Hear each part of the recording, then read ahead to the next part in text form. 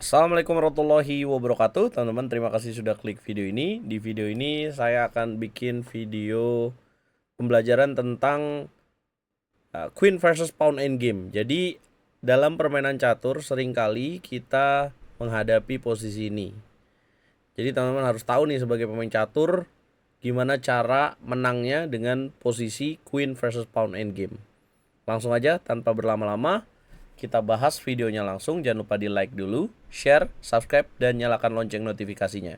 Yang pasti ilmu ini penting untuk dikuasai semua level. Jangan lupa gabung ke langganan YouTube RL Chess buat dapetin konten eksklusif dari RL Chess mulai dari 30.000 guys. Nah, di posisi pertama aku akan bahas tentang putih, raja di petak G8, pion di petak H7, hitam, raja di petak B1, pion di petak A3. Jadi pion putih ke arah atas. Nah, ini posisi seperti ini, putih menang nggak? Yap, betul banget. Putih bisa remis dalam posisi ini apabila hitam menjawabnya dengan tepat. Jadi kalau kalian jadi hitam, ini juga penting untuk mengetahui kalau posisi seperti ini tuh bisa remis. Ya walaupun putih di sini mempromosikan pion lebih dulu, tapi hitam bisa mainkan langkah A2. Kemudian apabila putih coba lakukan skak ya untuk mendekati raja hitam, ya, saya akan contohkan seperti ini. Menteri H1, Menteri G2, Menteri F1, kemudian Menteri D1, Menteri ke petak D2, Raja B1, Menteri ke petak B4. Nah, poin pentingnya adalah pada saat semakin dekat Menteri Putih, maka Raja Hitam harus sembunyinya di petak pojok. Kenapa?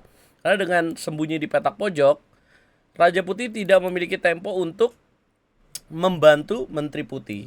Jadi Putih itu logikanya bakal menang kalau misalkan raja dan menteri saling membantu. Kalau rajanya bisa mendekat ke pion, maka putih akan menang.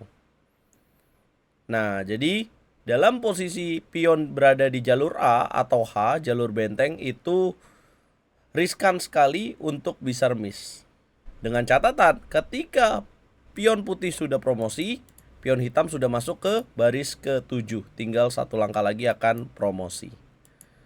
Ya, silakan kalian coba. Yang penting pada saat dilakukan skak ya, contoh seperti ini, raja jangan terlalu jauh ya. Ya, apabila menteri G7, raja B1, kemudian menteri G1, raja ke petak B2, menteri D4, raja ke petak B1. Jangan raja B3. Mengapa? Karena kalau raja meninggalkan petak B1 untuk promosi, maka putih akan menunggu dengan menteri A1, hitam akan kalah. Nah, ini poin yang pertama. Jadi kalau rook pawn bisa remis. Yang kedua, bagaimana jika pion berada di jalur B atau G? Ya, pion berada di jalur kuda. Saya menyebutnya seperti itu. Maka, putih apakah akan menang?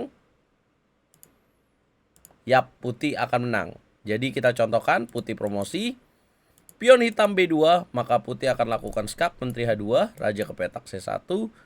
Menteri ke petak F4 skak, raja ke petak C2, menteri ke petak C4, raja ke petak D1, menteri ke petak B3, raja C1, menteri ke petak C3, raja ke petak B1. Nah, ketika raja berada di depan pion, maka pion tidak bisa jalan dan promosi, maka itu adalah saat yang tepat untuk raja putih jalan.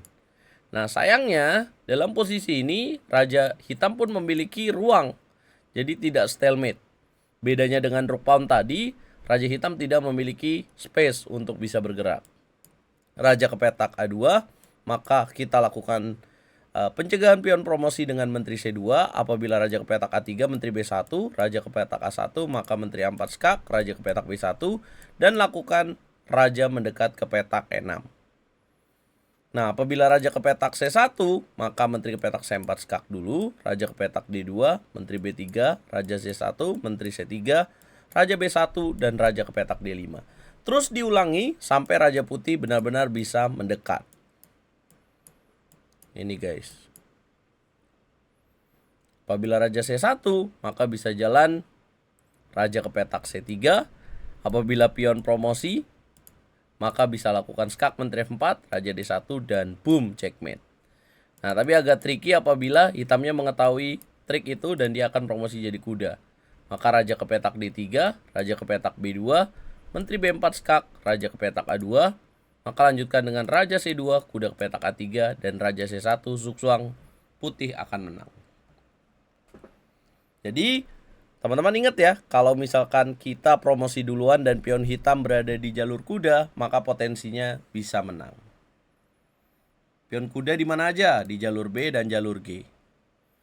Lanjut ke bishop pawn. Nah, kalau posisi pion berada di jalur C atau F, teman-teman, apakah putih akan menang? Jawabannya, maka tidak. Hasilnya akan remis. Pion promosi C2 dan kemudian apabila dilanjutkan menteri menteri B2, raja ke petak D1, menteri D4, raja ke petak C1. Kemudian apabila raja F7, raja B1, menteri ke petak B4, maka raja A1. Apabila coba mendekat dengan menteri C3, raja ke petak B1, menteri ke petak B3. Nah ini, kita memiliki tempo raja ke petak A1. Sedangkan kalau pion dimakan, maka stalemate. Inilah posisi yang membuat putih tidak bisa menang. Catatannya, kalau putih mau menang apabila rajanya bisa memiliki langkah yang lebih dekat untuk mendekati raja hitam. Nah, jadi nggak bisa menang ya teman-teman. Mau gimana pun. Yang penting jangan lupa rajanya harus kabur ke pojok. Apabila menteri B2 raja ke petak D1, menteri B3 raja ke petak D2 bisa atau raja C1.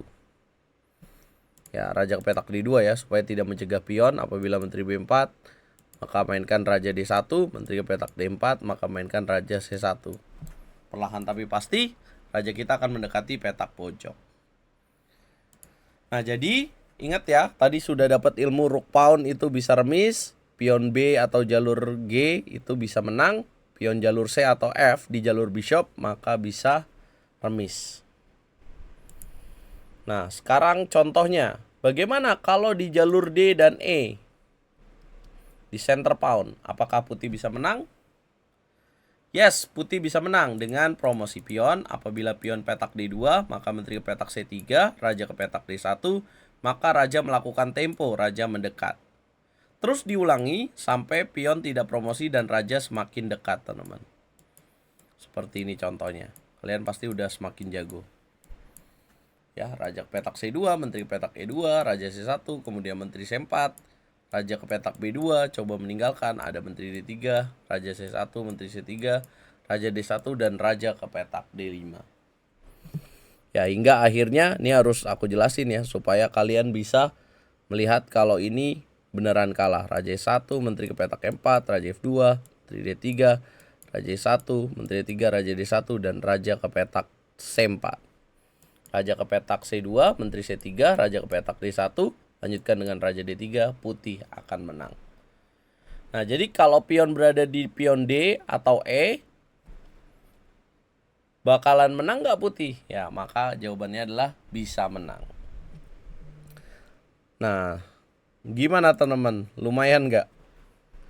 Semoga ilmu ini dapat bermanfaat ya teman-teman. Dan ingat lagi kuncinya, apabila pion jalur A, C, pion di jalur A dan H, C dan F itu bisa remis, sedangkan yang bisa menang pion di jalur B, D dan E juga G. Simpan video ini, bagikan kepada orang lain juga yang membutuhkan ilmu teknik catur ini. Semua level harusnya tahu teknik ini karena ini ilmu yang sangat bermanfaat. Kita ketemu di video berikutnya. Kalau kalian suka video ini, jangan lupa bantu video ini berkembang dengan cara like, share, komen, dan subscribe. Bantu RL Chess untuk bisa terus memberikan impact lebih besar. Kalau sekarang sudah bagikan essence YouTube untuk mengadakan Liga Catur Junior, mudah-mudahan suatu saat bisa memberikan dukungan dengan mengirimkan atlet catur Indonesia ke luar negeri, guys. Like, share, komen, dan subscribe. Itu sangat berarti buat RL Chess. Kita ketemu di video berikutnya.